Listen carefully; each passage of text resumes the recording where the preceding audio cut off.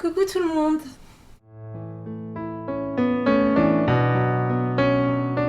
Coucou tout le monde, aujourd'hui on se retrouve pour la vidéo qui était tant attendue qui est l'update sur notre monde intérieur. Brièvement, pour ceux qui n'auraient peut-être pas vu la première vidéo qu'on a faite sur le sujet, un monde intérieur, qu'est-ce que c'est? Un monde intérieur, c'est en fait une représentation physique de votre activité mentale.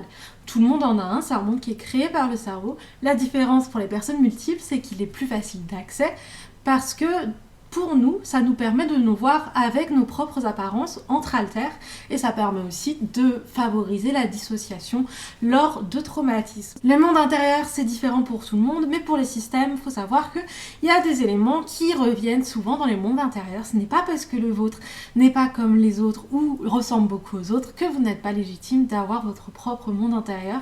On est différents, mais ça, parfois on a aussi des points communs.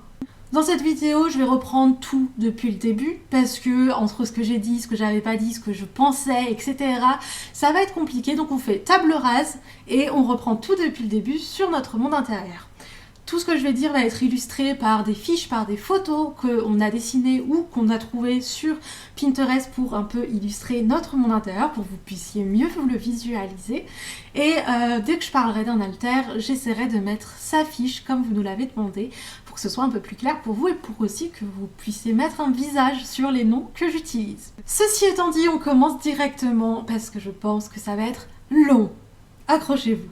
Notre monde intérieur, c'est une galaxie qui est composée de 14 planètes. Pour ceux qui ne le savent pas, nous avons un TDI qu'on appelle complexe, mais plus fréquemment on appelle juste TDI polyfragmenté, ce qui veut dire que notre monde intérieur est plus complexe que les systèmes normaux entre gros guillemets. C'est donc une galaxie qui s'appelle Ashes, comme les cendres en anglais, et 14 planètes ont chacune un prénom, etc., etc. Ces 14 planètes, elles sont organisées en parallèle. Pourquoi en parallèle? Tout simplement parce qu'il y en a 7 qui sont en rapport avec des traumatismes et 7 qui sont en rapport avec la solution à ce traumatisme. Je m'explique. Par exemple, on a le traumatisme du feu, par exemple nous, et une planète a comme rôle, entre guillemets, d'immortaliser ce traumatisme. C'est une planète désertique où il y a des vagues de flammes très dangereuses et parallèle à cette planète, il y a une autre planète qui n'est faite que d'eau. Donc voilà, c'est le trauma et la solution ou l'inverse de ce trauma. Pareil, on a une planète en rapport avec l'abandon des enfants, etc., parce que c'est un de nos traumatismes.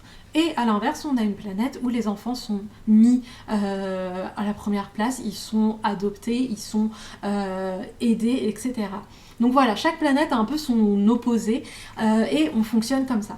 La zone principale de notre monde intérieur, c'est Astrera. C'est la zone qu'on a faite, qu'on a cartographiée un peu en live avec vous. On a mis aussi la vidéo sur TikTok. De toute façon, je vous mettrai la photo ici. C'est la zone principale parce que tout simplement, c'est la première zone qui était là. Et aussi, c'est la zone où il y a en fait le plus d'alters présents dans ce lieu. Toutes ces planètes comportent des portails qui permettent de voyager, enfin qui nous permettent à nous, alters, de voyager entre les planètes facilement sans avoir à prendre un vaisseau qui nous prendrait 30 ans. Ces portails ils nous permettent d'aller et venir un peu librement. Ils ont été mis en place par les alters architectes. Les alters architectes, ce sont des alters qui ont pour rôle, qui ont comme capacité plutôt de pouvoir modifier le monde intérieur à leur guise.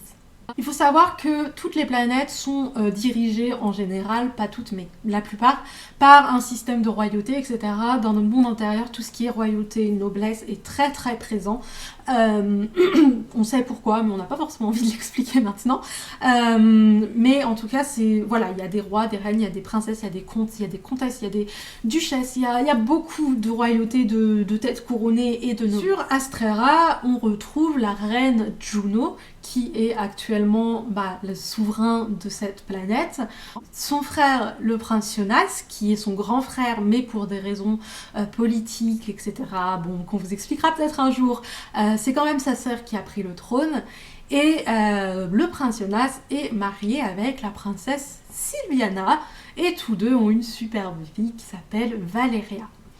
une fille adoptive d'ailleurs, elle ne vient pas de leur union, parce que les grossesses dans le système c'est un peu plus que juste un rapport. Donc voilà pour qui règne un petit peu sur Astraea, mais dans Astraea il y a plusieurs zones. Il y a le royaume des humains, qui est principalement du coup dirigé par la reine Juno, mais il y a aussi le royaume des elfes, où il n'y a pas vraiment de dirigeant, il y a le royaume des anges et le royaume des démons, qui ont tous les deux aussi un dirigeant. Mais on va faire ça petit à petit. Astraea, on retrouve le manoir. Le manoir, c'est la zone principale de notre monde intérieur. En fait, tous les alters qui y vivent vont être plus susceptibles de front que des alters qui vivent plus loin du manoir. Dans le manoir, c'est un manoir assez style victorien, très très beau, il est très grand et chaque alter qui y vit a sa chambre. Certains alters ont d'autres pièces qui leur sont attribuées et avant qu'on soit conscient qu'on était une galaxie entière, on remarquait la présence de nouveaux alters à la présence d'une nouvelle chambre. Maintenant, disons que c'est un petit peu plus compliqué car ça ne se fait pas automatiquement. Dans ce manoir, on retrouve également la prison des souvenirs qui est à un endroit qu'on ignore mais qu'on a l'air de pouvoir visiter quand on est un petit peu inconscient. Il y a la salle de front qui est la salle où les alters en co-conscience peuvent voir ce qu'il se passe au front, mais pareil, on la voit pas vraiment consciemment, c'est juste que on sait comment y aller, mais une fois qu'on y est, c'est un peu bizarre. Et il y a aussi la salle des gatekeepers où il y a énormément de caméras, il y a des ordinateurs qui permettent de surveiller un peu les allées et venues et gérer le flux de souvenirs.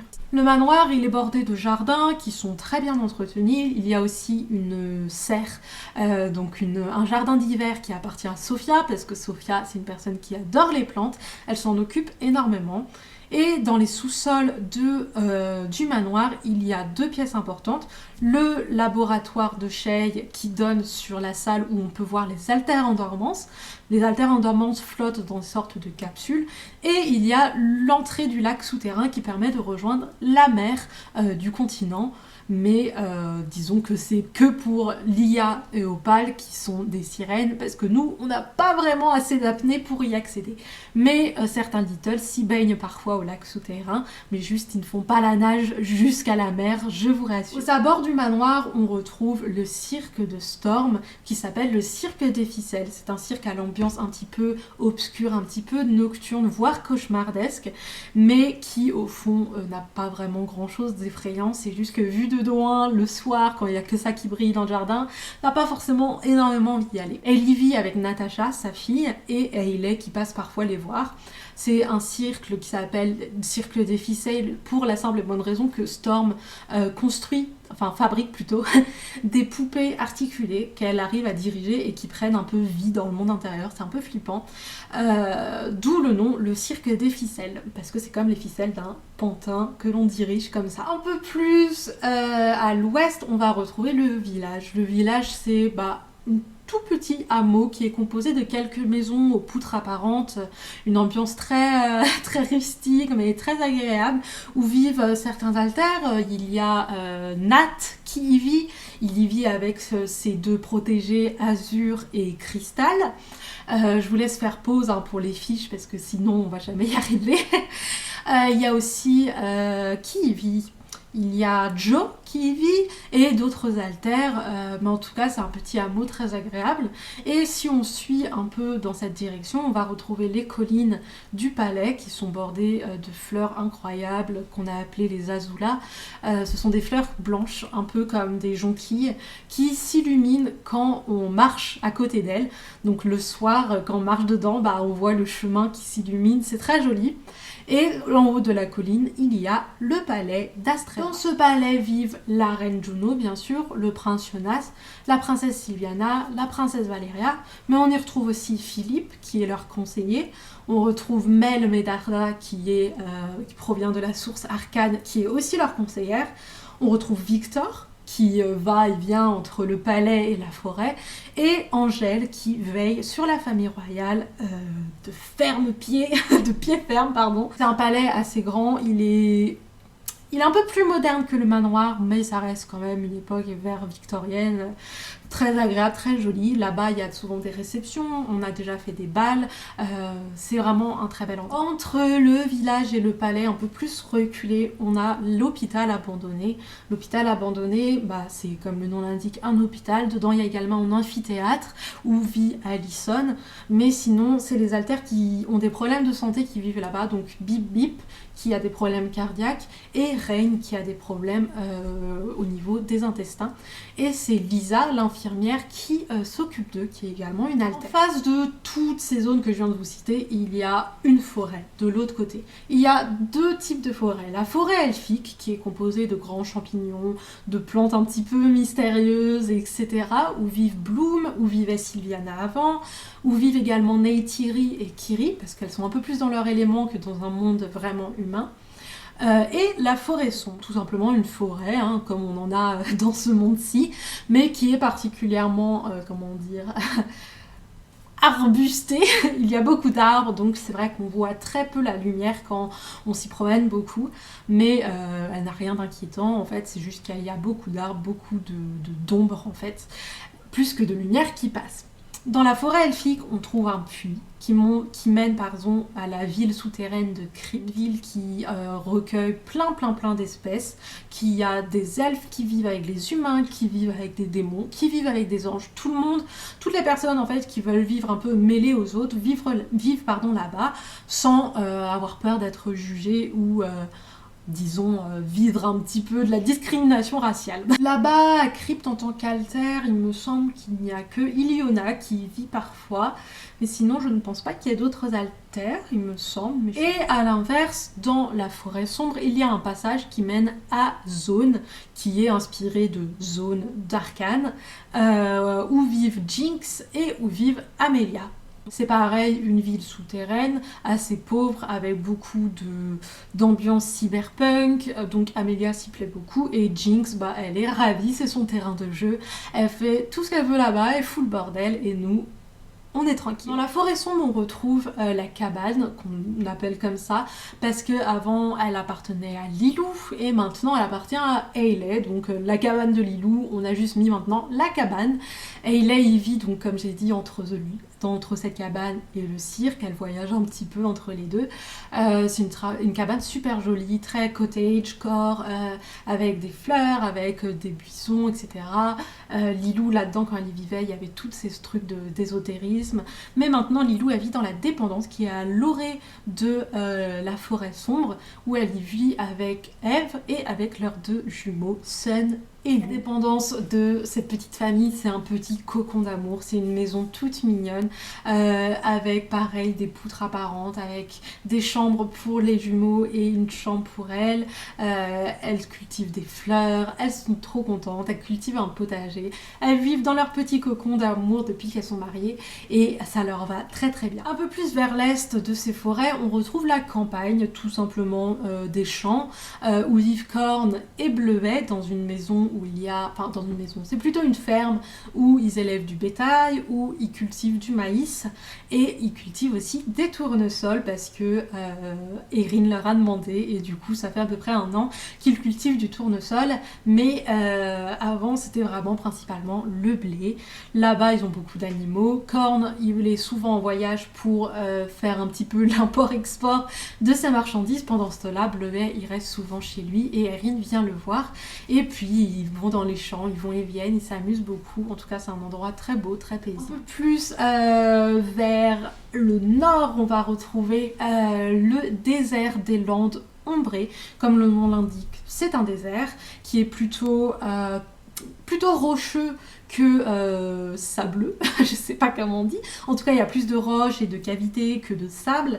C'est là où vivait avant Valéria, c'est là où vivent beaucoup d'enfants seuls qui suivent en fait une éducation assez stricte où les professeurs là-bas font office de parents, ils vivent dans des sortes de grottes, plus comme des cavernes, qui sont organisées en colonnes et en rangées, et c'est là où Valéria vivait avant de nous rejoindre et avant d'intégrer du coup le palais, puisqu'elle a été adoptée par le prince. Au-dessus de nos têtes, parce que oui, il n'y a pas que la terre qui compte, au-dessus de nos têtes, dans les nuages, il y a le royaume des anges. Le royaume des anges, c'est un royaume dans les nuages, qui est composé de plusieurs, comment dire, factions, si on peut dire ça comme ça. Les anges, en fait, sont répartis en fonction de leur couleur de cheveux. Alors non, ce n'est pas de la discrimination physique, c'est tout simplement qu'en fonction de leur couleur de cheveux, ils ont des capacités différentes. Par exemple, les anges qui ont des cheveux verts vont intégrer l'armée parce qu'ils ont des capacités de faire apparaître des armes, d'en produire, d'en fabriquer, etc. Les anges qui ont les cheveux bleus font partie de la royauté et dirigent le pays ou dirigent le conseil. Et les anges qui ont par exemple les cheveux blancs sont des citoyens en fait normaux.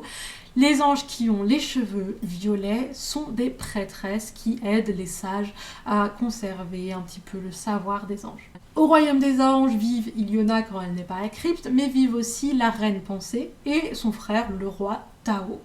Les deux sont jumeaux, ce sont des altères et ils vivent, disons, là-bas depuis quand même presque 2 ans maintenant.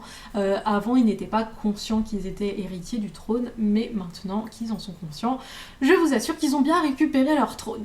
Le royaume des anges, c'est un royaume qui est quand même assez sectaire, ils aiment pas vraiment...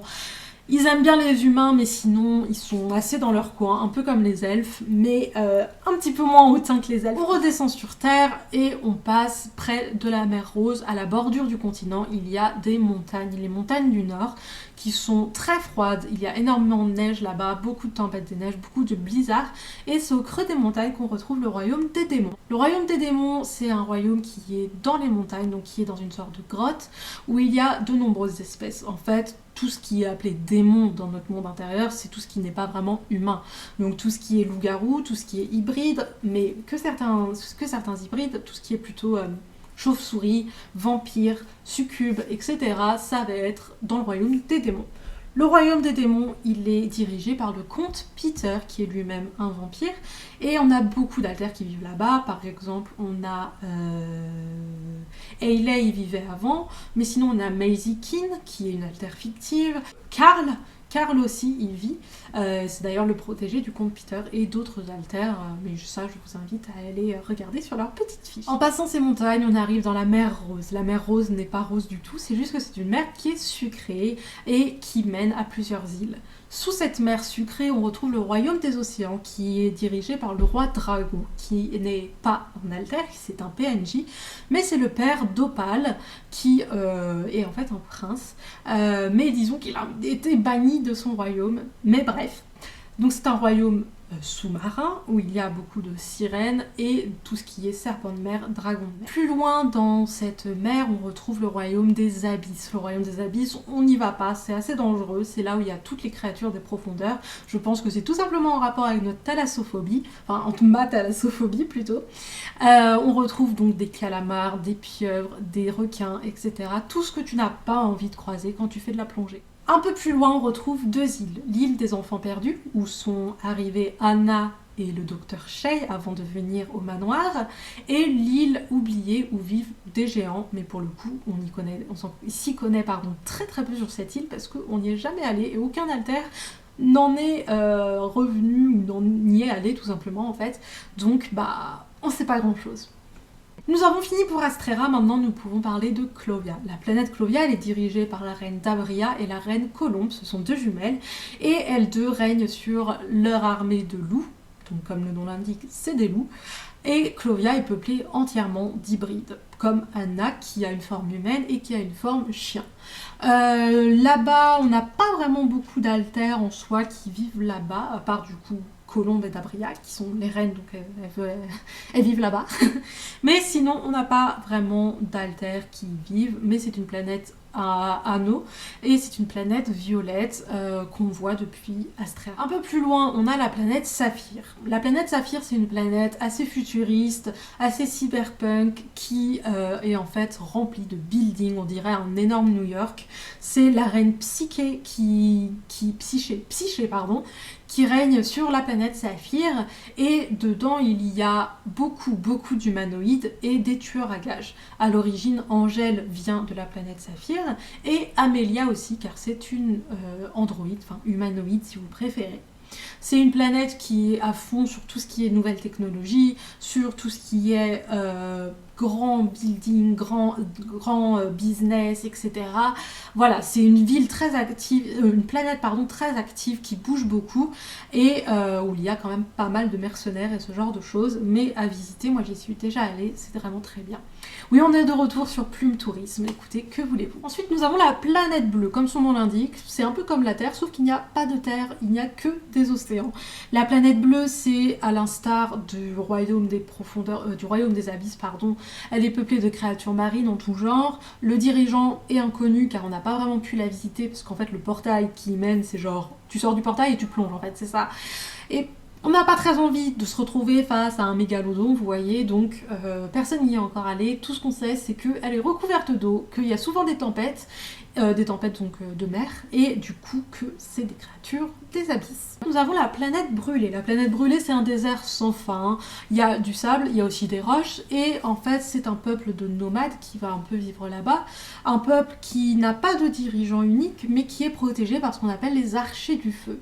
Les archers du feu, comme les petites fiches vont vous le montrer, ce sont des personnes qui contrôlent le feu et qui en fait vont réussir à maîtriser ce dont je vous parlais tout à l'heure, les vagues de flammes qui sont très dangereuses, et on ne sait pas trop leur origine pour l'instant, mais on pense que il y a un mécanisme derrière, mais on ne sait pas trop pour l'instant, donc on s'en approche pas. Donc voilà, il y a des nomades, des archers du feu, et ils vivent tous autour d'une oasis. Pour le reste, c'est vraiment que du désert. Ensuite, nous avons la planète Émeraude, qui est une planète magnifique. C'est une planète où la nature règne, c'est une planète qui est très protégée par leurs habitants, qui sont un peuple amérindien plutôt indigène. Le dirigeant, c'est le chef Énécrate, qui s'appelle Protecteur de la montagne. Alors, on pense que c'est des Indiens d'Amérique, mais enfin... Vous avez compris quoi. Là-bas, ils respectent énormément la nature, ils respectent la faune, la flore. La nature est d'ailleurs vue comme une divinité là-bas. Je sais que Milo y est déjà allé et apparemment ce peuple est très accueillant, mais ils n'aiment pas trop non plus qu'il y ait 20 000 personnes qui viennent d'un coup sur leur planète parce que, voilà, pour eux, ce n'est pas la protéger que de voir plein de gens y arriver d'un coup, la piétiner pour repartir ensuite. Les indigènes là-bas vivent dans des huttes qui sont soit à terre, soit dans les arbres. Et en fait, tout est organisé comme ça, dans des petites huttes, faites soit de bois, soit de peau, comme les tipis. Ça dépend vraiment, mais en tout cas, voilà, ils vivent là-bas, ils font de mal à personne, leur chef non plus, donc tout va bien. Ensuite, nous allons voir les îles flottantes. Alors non, ce n'est pas un dessert. Les îles flottantes sont des îles qui flottent, comme ça, genre... Elles sont là dans l'univers, alors si tu tombes, je sais pas ce qui se passe, mais bref, ce sont des îles qui flottent, elles sont composées principalement de roches, mais il y a beaucoup de nature sur le dessus. Là-bas, c'est la princesse Radelia Dorkarine qui règne, c'est une enfant, mais elle a déjà un petit caractère de ce que j'en sais. Elles ne forment pas vraiment de planète à proprement parler, mais on les considère comme un ensemble, donc bon, vous avez compris. Elles ont beaucoup d'architecture très particulière, des styles particuliers, des apparences particulières, assez différentes d'île à île. Les îles sont reliées par des ponts, ma phobie. Les îles sont reliées par des ponts et il y a beaucoup de créatures mythologiques qui y vivent. Donc là-bas, les espèces, c'est des kitsune, certains elfes, tout ce qui est gorgone, donc comme Méduse par exemple, des figures divines, des figures mythologiques. En tout cas, voilà, c'est le peuple qu'on va retrouver là-bas. Ensuite, nous arrivons, je pense, dans les planètes dont on n'a pas parlé dans l'ancienne vidéo et on va commencer avec la planète Doomsday. La planète Doomsday, c'est une planète de la galaxie qui est plongée dans l'obscurité. C'est une planète noire, d'un noir sombre, et dedans règne le chaos, règne la solitude. Elle ressemble en fait à ce qu'on pourrait s'imaginer de l'enfer. Il y a de nombreux cauchemars et de nombreux traumatismes qui y sont matérialisés. Personne n'y va, on en sait juste quelque chose, quelques petits trucs par-ci par-là de ce que certains PNJ ont pu nous dire et de ce que certains alters ont essayé de détruire, mais c'est tout. À ce qu'on en sait, il n'y a pas de dirigeant spécifique, il y a cependant des chiens Hellhounds, donc c'est les chiens, gardiens des enfers, un peu. Ils montent la garde, et pour réussir apparemment à arriver au centre qui est un peu plus vivant de cette planète, il faut passer cette garde et ensuite passer des nombres d'épreuves qui sont basées sur tes traumas et sur tes cauchemars. Donc c'est vraiment pas une planète agréable, elle est habitée on ne sait pas trop quoi, et on n'a pas trop envie d'en savoir plus. Ensuite, nous avons une planète Volupté. La planète Volupté, c'est une planète qui est, comment dire, habitée par une brume assez épaisse, une brume violette ou une brume un peu plus blanche, nacrée. Elle est dirigée par le roi Niron et elle est habitée principalement par des succubes et des incubes. Dans le style, elle est assez moderne, c'est principalement des buildings, des grands hôtels, des love hôtels, parce que là-bas, tout ce qui règne, c'est la sexualité, la sensualité, tout ce qui se rattache à ça, en fait. Sa brume mauve est très ensorcelante et apparemment, elle te monte un petit peu à la tête.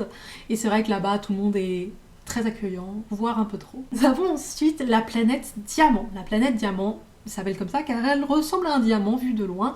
En fait, elle est composée principalement de maisons, de villas qui sont gigantesques, de quelques buildings, mais c'est principalement des villas. Et c'est un lieu où la richesse, l'orgueil, toutes ces choses-là très agréables sont en fait les maîtres mots. Elle est dirigée par la princesse Adriane, qui apparemment est quand même une dirigeante avec la tête sur les épaules, mais qui quand même, de ce que je sais, a une réputation quand même de chippie. On y trouve des casinos, des villas, des palais, bref, tout ce qui respire l'argent, tout ce qui respire le matérialisme, on va dire ça comme ça. Nous allons ensuite nous diriger vers la planète blanche, comme elle l'indique de loin. Visuellement, ça en jette, c'est genre comme un flash dans ta tronche. C'est une planète blanche, elle est blanche éclatante. Tous les bâtiments sont blancs, les monuments sont blancs, les routes sont blanches, les véhicules sont blancs. Tout est assez moderne. C'est une ville qui n'a pas de dirigeant car elle est en fait, comment dire, sous la direction des responsables de la santé. Donc les médecins, les chirurgiens, les professeurs, là-bas, ce sont un peu les maîtres du monde. Ils font leurs lois et c'est une planète qui est très axée sur la santé. Là-bas, il y a des grosses comment dire, technologies qui sont mises au service de la santé et cette planète est complètement aseptisée. Donc, ce qui veut dire que si on veut y rentrer, il faut avant se faire désinfecter. Si tu es accepté, bien sûr, il faut te faire désinfecter, il faut passer par de nombreux tests et si tu es jugé impur, tu es exilé de cette planète. Là-bas, ils vivent que des gens qui sont considérés comme purs et les gens qui sont impurs sont soit donc exilés, soit ils se font soigner par des traitements souvent assez lourds, mais qui sont apparemment très très très efficaces. Ensuite, nous avons la planète Élite. Sur la planète Élite, il y a principalement des enfants et des adolescents et quelques jeunes adultes. Et tout là-bas est centré sur les études. C'est centré sur l'élitisme, en fait, tout simplement. Donc, il faut être bon partout. Tu dois être le meilleur des meilleurs. Et d'ailleurs, sur la planète Élite, il n'y a que l'élite. Bravo! Elle est dirigée par Coriolanus Snow, bien sûr, nous ne le présentons pas, alter fictif arrivé récemment, qui a déjà posé son petit drapeau sur une des planètes. Là-bas, du coup, à part ce président, c'est vraiment aussi pareil, les grands de ce monde qui dirigent. C'est une planète assez sectaire qui n'aime pas vraiment les autres personnes qui viennent visiter comme ça, à moins qu'ils soient intéressants à leurs yeux et qu'ils aient quelque chose à offrir. Malgré tout, les écoles là-bas sont réputées pour être assez positives et forment les futurs grands de ce monde, les grands noms de ce monde, écoutez. Ensuite, nous avons la planète Zalvé. Me demandez pas d'où ces prénoms sortent, je n'en sais rien. C'est une planète de campagne, de champs, de bétail. En fait, c'est comme la campagne d'Astrera que je vous ai décrite, mais sur une planète. C'est le maire Kéline qui dirige, elle veille sur cette planète et sur les habitants. Les habitants, c'est des personnes humaines, tout ce qu'il y a de plus normal. Il y a quelques hybrides de ce que je sais quand même, mais voilà, c'est une planète qui ne pose de soucis à personne. Elle est assez neutre au niveau politique en plus. Voilà, ils protègent la nature, ils protègent la faune et la flore. On retrouve d'ailleurs certaines espèces un peu hybrides qu'on peut retrouver sur Clovia, mais voilà. Ensuite, nous avons la planète Calliope, et nous, c'est une planète qui nous tient à cœur, surtout moi, parce que mon chat qui est décédé s'appelait Calliope, et on s'en est rendu compte après de l'existence de cette planète. C'est une planète de rêve. Il n'y a que des animaux. Donc il y a des chats, il y a des chiens, il y a des vaches, il y a des poules, il y a des créatures un petit peu plus, des créatures, des animaux un petit peu plus dangereux, il y a des lions, etc. Mais sont dans certaines zones. Il y a en fait tout, il y a tout, c'est incroyable. Tout pareil, dans les zones d'eau, il y a des canards, des oies, des cygnes, etc. Il n'y a pas de dirigeants parce que c'est en fait un havre de paix.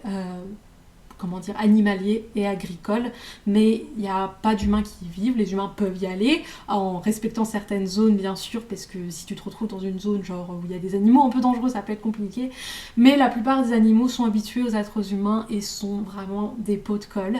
T'as envie de ramener tous les animaux qui y vivent, c'est genre horrible, mais c'est vraiment une planète que d'animaux, voilà. Voilà donc pour les 14 planètes. En plus de ces planètes, il faut savoir qu'il y a, deux symboles qui sont plutôt récurrents dans notre système, c'est le Soleil et la Lune.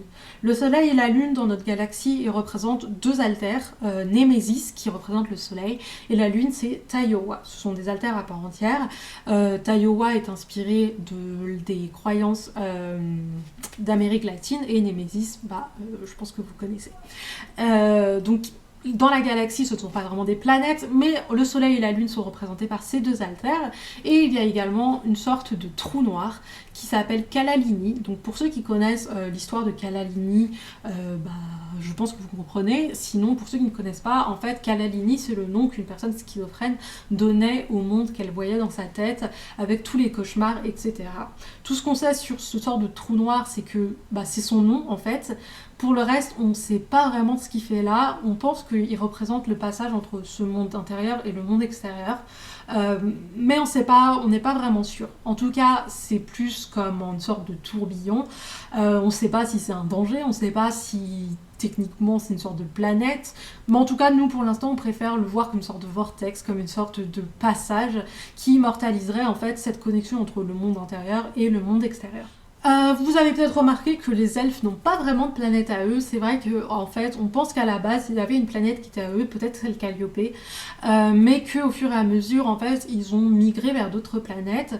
Donc la plupart des elfes se trouvent dans la forêt elfique d'Astrera, mais comme je vous ai dit, il y en a aussi à Krypts, et on a aussi un petit peu, sur la planète Zalvé, mais sinon, ils n'ont pas de planète vraiment à eux.